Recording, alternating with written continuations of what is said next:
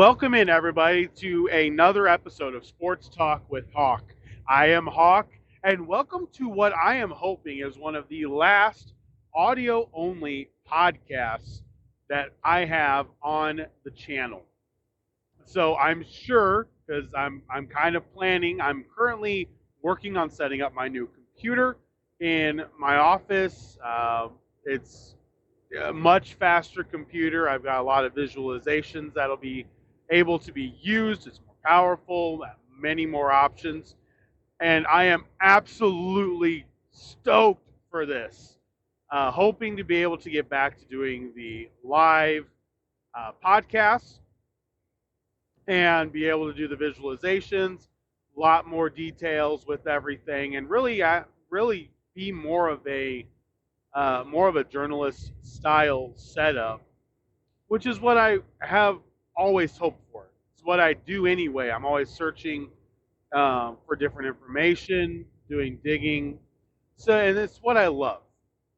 This is actually being recorded Sunday morning. I've been working on getting my new computer set up since yesterday, Saturday. So I'm sure I'm going to have a podcast release because I got to test everything out. We got to test stuff out. So I'm sure I released a test podcast before this came out. This will be released on Tuesday. But I was thinking about stuff yesterday, and I just wanted to kind of go over this quick. We're going to do a 20-minute, 25-minute podcast. So before the games that happen, today. So I was going over a couple things last night. Saw a couple stories and was looking at some of the Super Bowl info. And I started thinking about coaches. So I was thinking about the coaches that are currently left. So Nick Sirianni's been in a Super Bowl. Dan Quinn been in a Super Bowl. Andy Reid obviously been in a Super Bowl. Sean McDermott been in AFC Championship games, has not been to a Super Bowl yet. My thought here was this. I started thinking about, I haven't done a list like this. As of this morning, we have 31 NFL head coaches. The Saints, for whatever reason, have not just hired Mike McCarthy. I would. You would have the number one coach in the division at that point.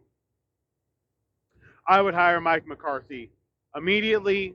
Joe Brady has pulled his name out of the running for the Saints head coaching job, which I think is good. I don't feel any of the assistants for the current teams should be head coaches. I don't. But I was thinking about how I would rank head coaches.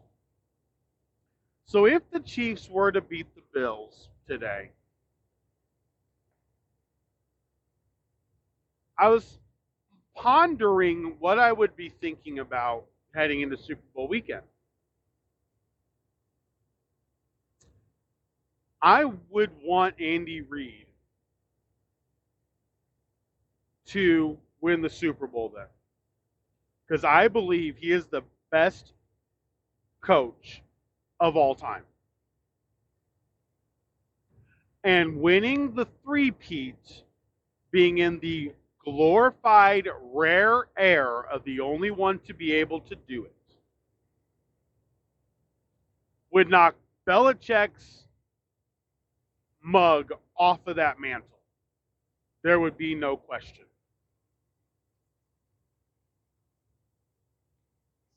So I started thinking about the tiers of head coaches. And I want to throw something at you. Do you remember who the offensive coordinator for the Atlanta Falcons was when they lost the Super Bowl from that 28-3 disaster? Kyle Shanahan. Kyle Shanahan has now been in 3 Super Bowls. What is a common theme through all of them? Every single one of them. All 3 of them. Now, I will say the first Super Bowl between the Chiefs and the Niners,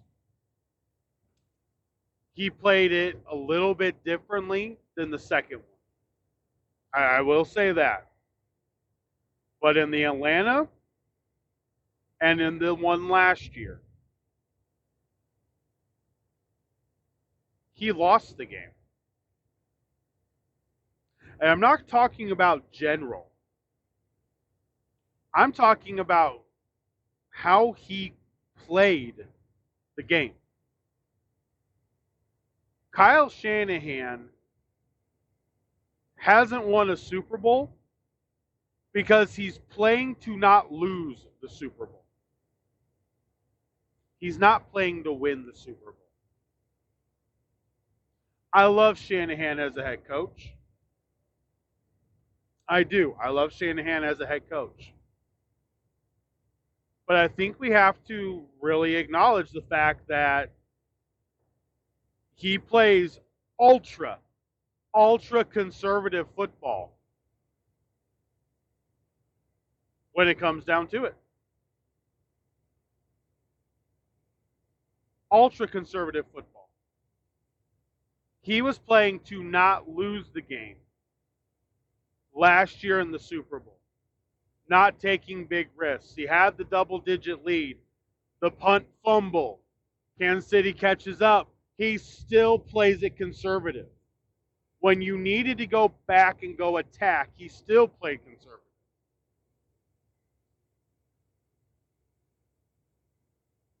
That Kansas City Chiefs game, the first Super Bowl against the Chiefs, he played conservative. He played very conservative. We were wondering if Garoppolo could throw the ball over 10 yards conservative. It was bad. Playing to not lose the game, not playing to win the game. So I want to give you a tier list of where I would rank each NFL coach. Some grades you may agree with, some you may not. I am not going to go A, B, C, D, E, F. I'm not going to go doing an alphabet, okay? Because I don't want B plus, B minus. No. We're going to group them all together. They're going to have strengths and weaknesses in each tier. Some coaches may be on the upper end of tier 2, some may be on the lower end. Doesn't matter. They're in that general box. So we're going to have tier 1, tier 2, tier 3, and tier 4. Those are the tiers that we're going to set up. And we're going to go down by division. We're going to go down by division. Now, I understand we have first-time head coaches. And we don't really know where those first-time head coaches are going to end up on a tier list during their careers. We don't know. And I will acknowledge that right up front. So when we do the brand new head coaches, i.e. Aaron Glenn, Ben Johnson, Liam Cohen, when we do coaches like that, it's going to go off of what their body of work is previous to this head coaching experience, what I expect. Okay? In general. They could raise, they could lower, but in general. So we're going to start with the NFC. We're going to start with the NFC East. Nick Sirianni is a tier 2 head coach. I know he's making his, he's probably going to make a second Super Bowl. I want Washington to win badly, but he's probably going to make a second Super Bowl. The talent that Philadelphia has around him, it just feels like one of those good. If unless you're a absolutely awful coach, this team should win. This team should win without a head coach. I mean, that's Philadelphia's talent on paper is that. Nick Sirianni is a tier 2 head coach. Dan Quinn, also a Super Bowl appearance head coach. I'm going to say tier 2 as well. I believe what he's done with Washington is nothing short of outstanding. Absolutely outstanding. And I really like his motivation. He's a player's coach. I thoroughly enjoy watching him coach. Like, there's a lot of things that about Dan Quinn I absolutely love.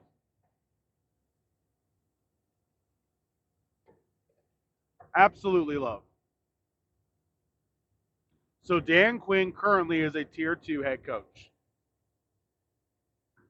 Brian Daboll, I would actually put in tier 3.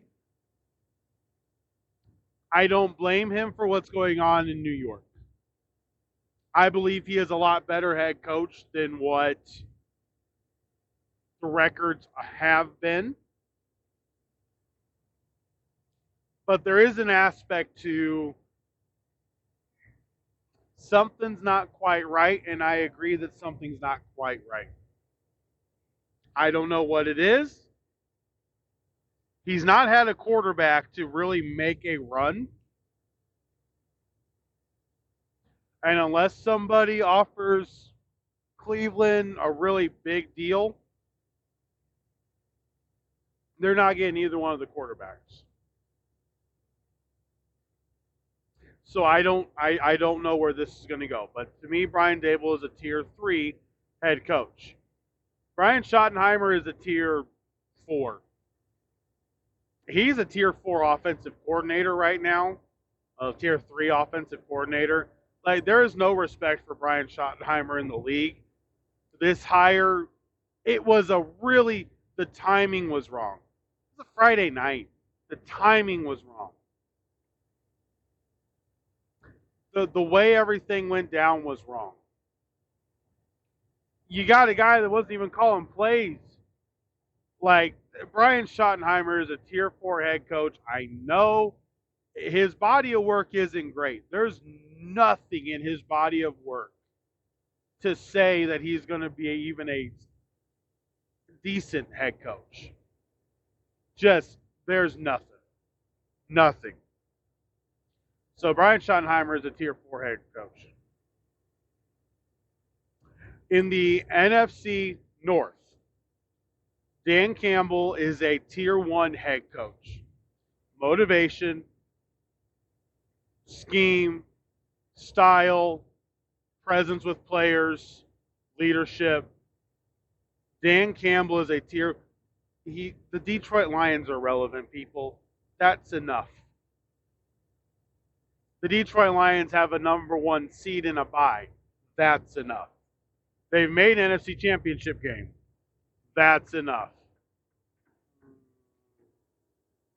Like, that is enough. So, Dan Campbell's a great coach. What he's done is nothing short of amazing when it comes to Detroit. Kevin O'Connell is a tier 2 head coach. I like him. I really like Kevin O'Connell. I think he could move into a tier 1 by the time he's done. Absolutely. I believe right now he's a tier 2 head coach. He's got a great defensive coordinator on his staff that looks like he's not going to lose his defensive coordinator this year. Matt LaFleur, I believe he's a tier 2. I believe he's a tier 2. There are parts of his game that are really, really strong. system wise, when it comes to the game flow system, I think he's got some to learn in the game flow system. He's not excellent there yet, but he's good. He's definitely a tier 2. And I'm going to put Ben Johnson in tier 2 as well.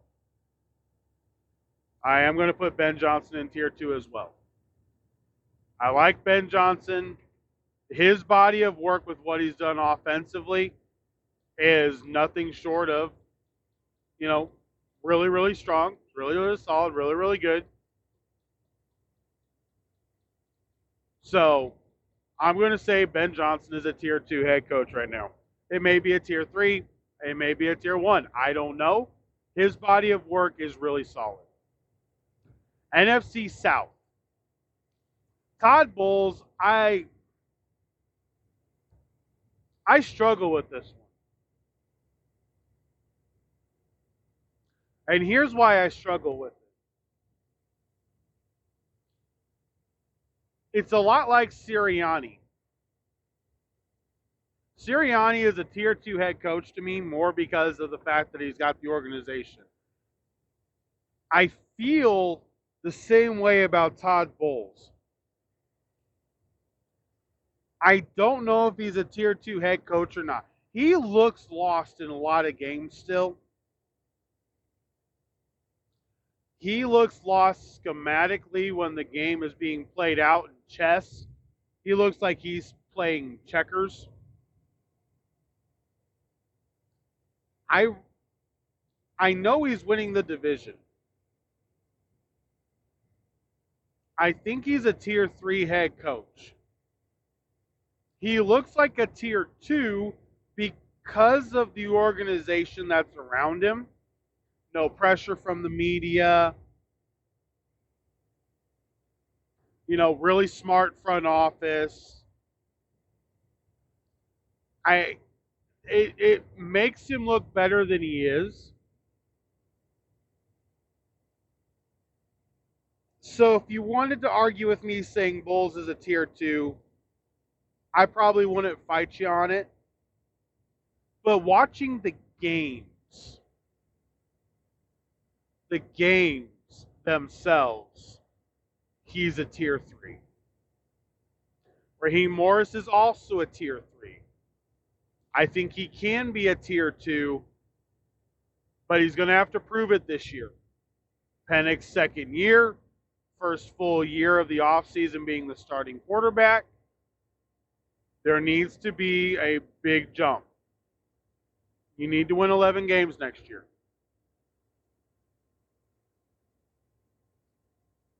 You really do. So, Raheem Morris right now is a tier 3. I liked the hire for Atlanta. I think the offensive coordinator knows what he wants to do. I do like the new defensive coordinator hire down there in Atlanta. Lake was just a little bit over his head. Wasn't ready for that yet. The defense should improve. So I like where everything is heading. Dave Canales, I'm going to put in tier 3, could be tier 2 very soon. I love what he's done with Bryce Young. Defensively, game management wise, we'll see. I think he's in tier 3 right now, but I think he could move into tier 2 with another solid year. I'll give you tier 2 even if your record isn't great based off of the team that you're at. It's not always about wins and losses. It's how the team looks. Todd Bowles has a winning record, and tier 3. I don't think he's winning because of him. Canales, I think they were winning because of him. Look what he's done with Bryce Young. That's a credit to him, just like kind of how Matt LaFleur is with Jordan Love, Malik Willis. I think that's a credit to Canales. The Saints do not currently have a head coach, so they are not in it. NFC West, Mike Macdonald, I'm going to put him in tier 3 right now, could move to tier 2. Another solid year. He didn't take over a complete rebuild. The defense was solid. Not taking over a complete rebuild, to me, it's like, yeah, give me another year. So could he be at the top end of tier 3? Yeah, absolutely. Would I fight you if he was the bottom end of tier 2? No. To me, he's just, I need another year. The body of work isn't there yet. Tier 3 for right now. Jonathan Gannon. Now, you're going to see in the snapshot, when we do the Cardinals snapshot, the record the Cardinals finished with and how the season ended does not equate to where they are when it comes to offense and defensive rankings.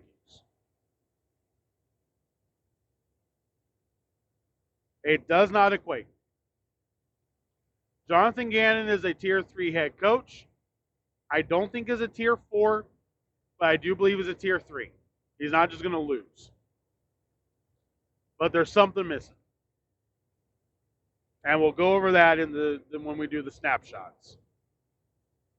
Kyle Shanahan, I'm going to say, I want to say tier 1. He's made 2 Super Bowls. San Francisco with John Lynch has been outrageously smart. They've been on the same page.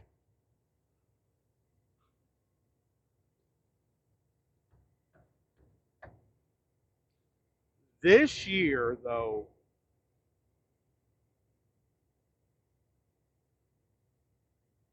something was off. Everybody can have a down year. I'll give you a gimme. I'm going to put him low end tier 1. You want him. If you're going to get Super Bowl appearances out of hiring him, you want to hire Kyle Shanahan. You want to trade for Kyle Shanahan. He can get there. He knows how to win the championship games. He was much more aggressive, but he's more aggressive when he's losing. He loses the aggressiveness when he's winning. So I'm going to put Shanahan low end tier 1. McVay is tier 1, period. Solidly tier 1. Solid. So there's the NFC. Now we're going to go AFC. Sean McDermott, I'm going to basically throw in the same as, going to kind of throw him into the same tilt as Sirianni. He's got Josh Allen. You should be winning. He gets ultra conservative and he gets outmatched in big games. He's a tier 2 head coach. You want him coaching your team because you're going to win a lot of games. You're going to be there. And there is a shot you're going to go to the Super Bowl. Simple. Tier 2 head coach. Mike McDaniel, to me, is a tier 3, almost tier 4. I don't know how you do what you've done in Miami. The locker room, the way that Miami's played out, the lack of toughness, he's a tier 3. Absolutely tier 3. Aaron Glenn, just like Ben Johnson, I'm going to give him the benefit of the doubt for now. We're going to say tier 2. Ex-player, I like that. I like Aaron Glenn's demeanor about everything, waiting to see how he fills his staff out. So not going to do a ton on Glenn right now. I believe tier 2, and we'll see where it goes from there. Mike Vrabel, to me, is a tier 1 head coach. Very simply, do you guys realize what he did in Tennessee? Do you guys realize the teams that he took to the playoffs, to the championship game, to a number 1 seed? Mike Vrabel, to me, is a lot like Dan Campbell. toughness, grit, heart, no fear, great leader. I know people are sitting there going, well, if he was a tier one head coach, he would have been hired last year. No, no.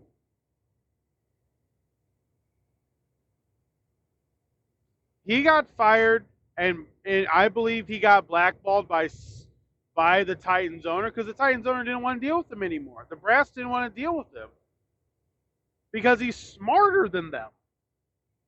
And there are a lot of owners that can't handle somebody that's smarter than them telling them that they're wrong. Vrabel was right. Look at where the Titans are now. So Vrabel to me is a tier one head coach. NFC North, John Harbaugh.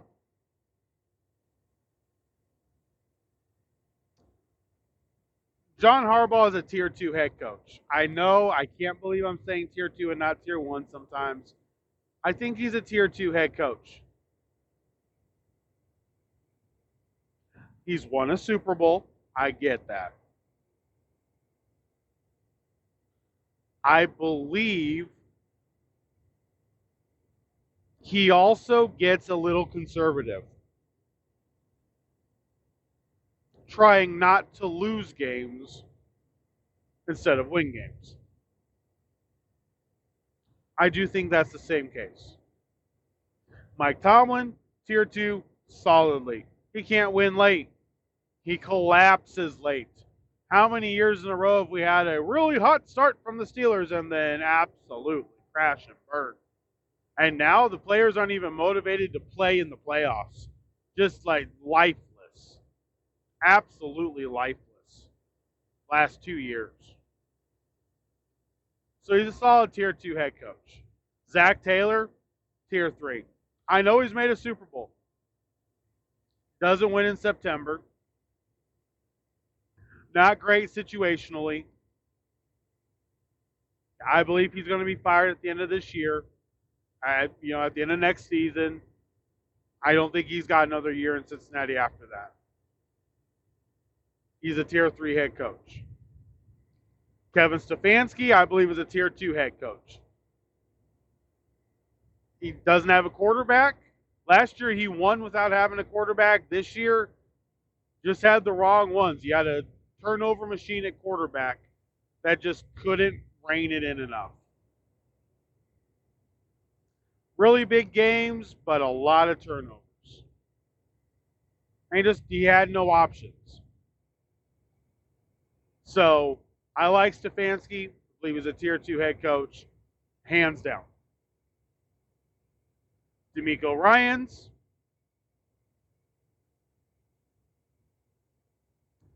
I'm going to say tier 2 for now. He could move to tier 1 very soon. Back-to-back division titles, back-to-back home playoff wins. I like where this Texan team is going. Every Texan fan should be outrageously excited for the future. Liam Cohen for the Jacksonville Jaguars. I'm going to put in tier 3 for now. I know I put the other two in tier 2. I put Schottenheimer in tier 4. Cohen I'm going to put in tier 3. The reason for that is his body, there's not much body of work.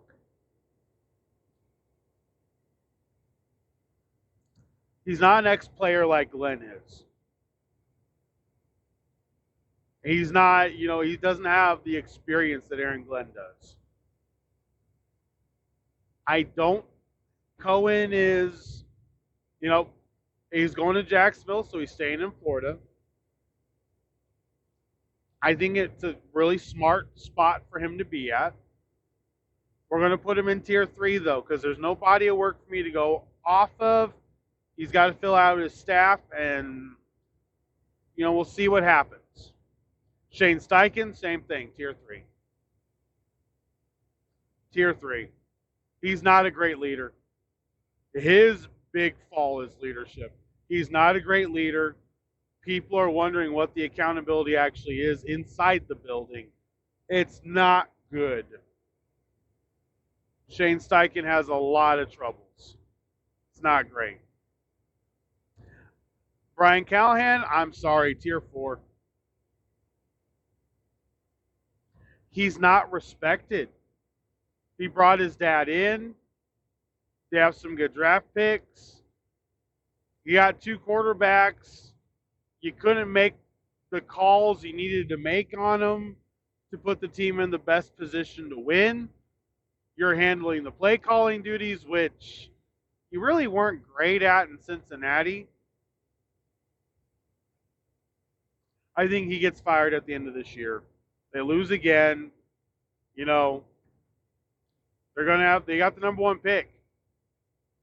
I don't see him lasting. I really don't. I don't see it happening.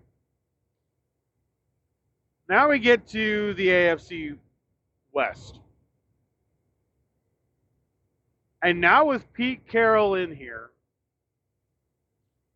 this is a division that is stacked with all tier 1 head coaches, in my opinion.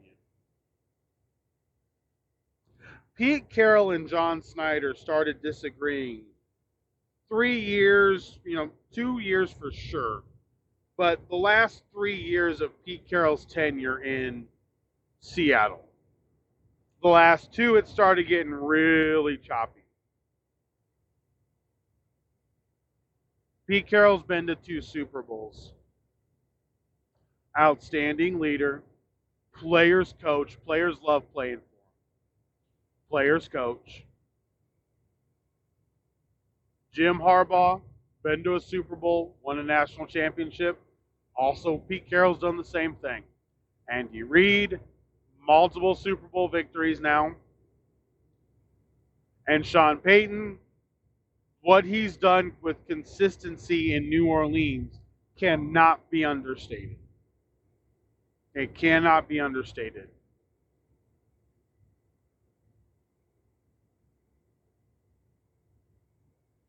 All of them are tier 1 head coaches. All of them.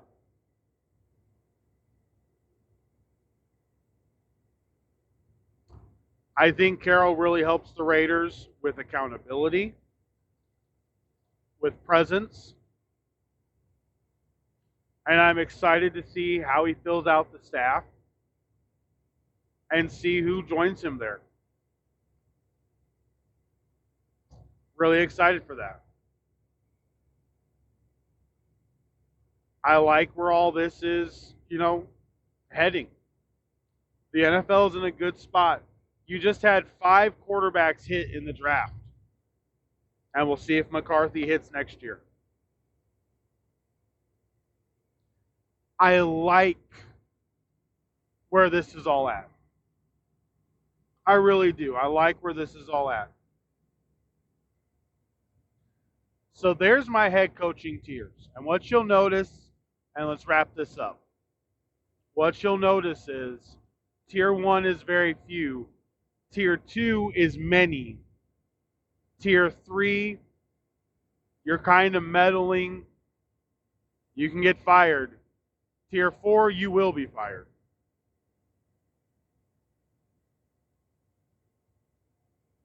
And it shows out on the field too. If Mike McCarthy gets hired by the Saints, they will have a tier 2, borderline tier 1 head coach. McCarthy just wins. He's won in Green Bay. He was winning games in Dallas. He wins games. Tier 2 head coach. You'll have the best coach in that division. Really simple. All right, guys, that's going to do it for me for this Sunday morning. This is going to be released on Tuesday. At least that's what I'm going to put it into the system to do. Got more work to do on my office. I'm super excited for it. Hopefully I get a test stream, test podcast out tomorrow. That's my goal. And we'll start the snapshots on Wednesday. Wednesday we'll start the snapshots for the teams, and I am really excited about that. Hope you guys will enjoy it as well. Thank you so much for hanging out with me. Have a great rest of your day, wherever you may be. For Sports Talk with Hawk, I am Hawk, and I'm out.